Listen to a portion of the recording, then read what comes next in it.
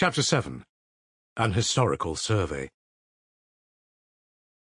The medical experts have striven to convince us that the prisoner is out of his mind and, in fact, a maniac. I maintain that he is in his right mind, and that if he had not been, he would have behaved more cleverly. As for his being a maniac, that I would agree with, but only in one point, that is, his fixed idea about the 3,000. Yet I think one might find a much simpler cause than his tendency to insanity. For my part, I agree thoroughly with the young doctor who maintained that the prisoner's mental faculties have always been normal, and that he has only been irritable and exasperated. The object of the prisoner's continual and violent anger was not the sum itself. There was a special motive at the bottom of it. That motive is jealousy. Here Ippolit Kirillovitch described at length the prisoner's fatal passion for Grushenka. He began from the moment when the prisoner went to the young person's lodgings to beat her. I use his own expression. The prosecutor explained, but instead of beating her, he remained there at her feet. That was the beginning of the passion. At the same time, the prisoner's father was captivated by the same young person. A strange and fatal coincidence, for they both lost their hearts to her simultaneously, though both had known her before, and she inspired in both of them the most violent, characteristically Karamazov passion. We have her own confession. I was laughing at both of them. Yes, the sudden desire to make a jest of them came over her, and she conquered both of them at once. The old man, who worshipped money, at once set aside 3,000 roubles as a reward for one visit from her, but soon after that he would have been happy to lay his property and his name at her feet, if only she would become his lawful wife. We have good evidence of this. As for the prisoner, the tragedy of his fate is evident. It is before us. But such was the young person's game. The enchantress gave the unhappy young man no hope until the last moment, when he knelt before her, stretching out hands that were already stained with the blood of his father and rival. It was in that position that he was arrested. Send me to Siberia with him. I have brought him to this. I am most to blame. The woman herself cried in genuine remorse at the moment of his arrest. The talented young man, to whom I have referred already, Mr. Rakitin, characterized this heroine in brief and impressive terms. She was disillusioned early in life, deceived and ruined by a betrothed who seduced and abandoned her.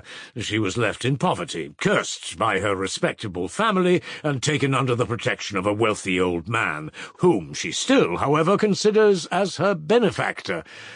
There was perhaps much that was good in her young heart, but it was embittered too early. She became prudent and saved money. She grew sarcastic and resentful against society.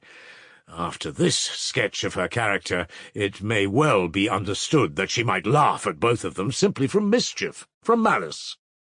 After months of hopeless love and moral degradation, during which he betrayed his betrothed and appropriated money entrusted to his honour, the prisoner was driven almost to frenzy, almost to madness by continual jealousy. And of whom? His father! And the worst of it was that the crazy old man was alluring and enticing the object of his affection by means of that very 3,000 roubles, which the son looked upon as his own property, part of his inheritance from his mother, of which his father was cheating him. Yes, I admit it was hard to bear. It might well drive a man to madness. It was not the money, but the fact that this money was used with such revolting cynicism to ruin his happiness. Then the prosecutor went on to describe how the idea of murdering his father had entered the prisoner's head, and illustrated his theory with facts. At first he only talked about it in taverns. He was talking about it all that month. He likes being always surrounded with company, and he likes to tell his companions everything, even his most diabolical and dangerous ideas. He likes to share every thought with others, and expects, for some reason, that those he confides in will meet him with perfect sympathy, enter into all his troubles and anxieties, take his part and not oppose him in anything. If not, he flies into a rage and smashes up everything in the tavern. Then followed the anecdote about Captain Snigirov. Those who heard the prisoner begin to think at last that he might mean more than threats, and that such a frenzy might turn threats into actions. Here the prosecutor described the meeting of the family at the monastery, the conversations with Alyosha, and the horrible scene of violence when the prisoner had rushed into his father's house just after dinner. "I cannot positively assert," the prosecutor continued, "that the prisoner fully intended to murder his father before that incident, yet the idea had several times presented itself to him, and he had deliberated on it. For that we have facts, witnesses, and his own words. I confess, gentlemen of the jury," he added, "that till today I have been uncertain whether to attribute to the prisoner conscious premeditation. I was firmly convinced that he had pictured the fatal moment beforehand, but had only pictured it, contemplated it as a possibility. He had not definitely considered when and how he might commit the crime. But I was only uncertain till today, till that fatal document was presented to the court just now. You yourselves heard that young lady's exclamation, 'It is the plan, the programme of the murder.' That is how she defined that miserable, drunken letter of the unhappy prisoner. And, in fact, from that letter we see that the whole fact of the murder was premeditated. It was written 2 days before, so we know now for a fact that 48 hours before the perpetration of his terrible design, the prisoner swore that, if he could not get the money next day, he would murder his father in order to take the envelope with the notes from under his pillow as soon as Ivan had left, as soon as Ivan had gone away. You hear that? So he had thought everything out, weighing every circumstance, and he carried it all out just as he had written it. The proof of premeditation is conclusive. The crime must have been committed for the sake of the money. That is stated clearly. That is written and signed. The prisoner does not deny his signature. I shall be told he was drunk when he wrote it, but that does not diminish the value of the letter. Quite the contrary, he wrote, when drunk, what he had planned when sober. Had he not planned it when sober, he would not have written it when drunk. I shall be asked, then, why did he talk about it in taverns? A man who premeditates such a crime is silent and keeps it to himself. Yes, but he talked about it before he had formed a plan, when he had only the desire, only the impulse to it. Afterwards he talked less about it. On the evening he wrote that letter at the Metropolis Tavern, contrary to his custom, he was silent, though he had been drinking. He did not play billiards, he sat in a corner, talked to no one. He did indeed turn a shopman out of his seat, but that was done almost unconsciously, because he could never enter a tavern without making a disturbance. It is true that after he had taken the final decision, he must have felt apprehensive that he had talked too much about his design beforehand, and that this might lead to his arrest and prosecution afterwards, but there was nothing for it. He could not take his words back, but his luck had served him before. It would serve him again. He believed in his star, you know. I must confess, too, that he did a great deal to avoid the fatal catastrophe. Tomorrow I shall try and borrow the money from everyone, as he writes in his peculiar language, and if they won't give it to me, there will be bloodshed. Here Ippolit Kirillovitch passed to a detailed description of all Mitya's efforts to borrow the money. He described his visit to Samsonov, his journey to Legavi.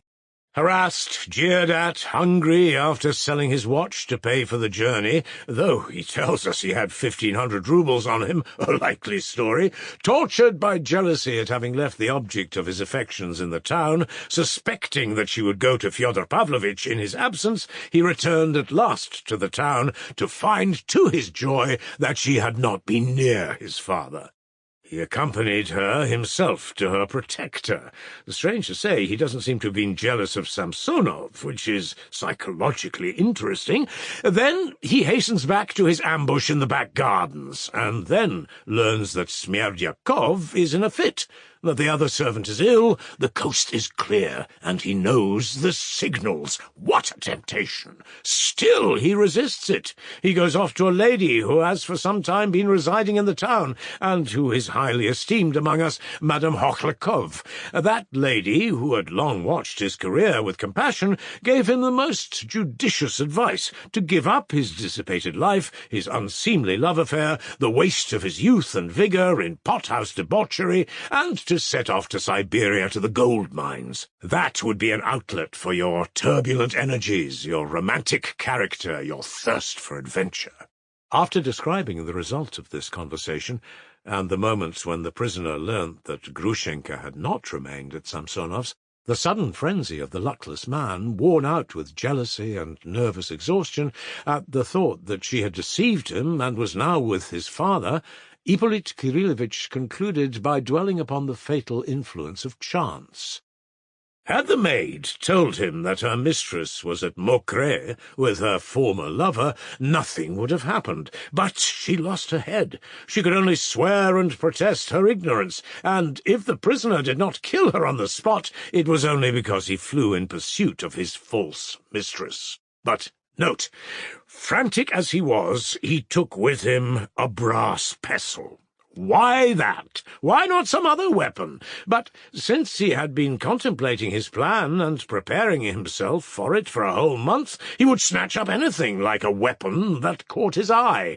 He had realized for a month past that any object of the kind would serve as a weapon, so he instantly, without hesitation, recognized that it would serve his purpose. So it was by no means unconsciously, by no means involuntarily, that he snatched up that fatal pestle. And then we find him in his father's garden. The coast is clear. There are no witnesses, darkness and jealousy. The suspicion that she was there, with him, with his rival, in his arms, and perhaps laughing at him at that moment, took his breath away.